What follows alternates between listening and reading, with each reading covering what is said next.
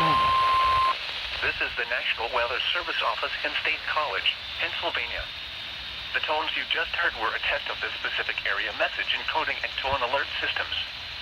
During dangerous weather events, no one will be activated by these systems. A message with information about a watch or warning would follow. Tests of these systems are normally conducted by the National Weather Service between 11 a.m. and noon each Wednesday. If there is a threat of severe weather, the test may be postponed until the next good weather day.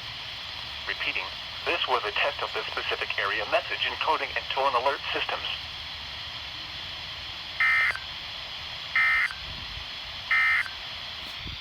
Here's the hazard.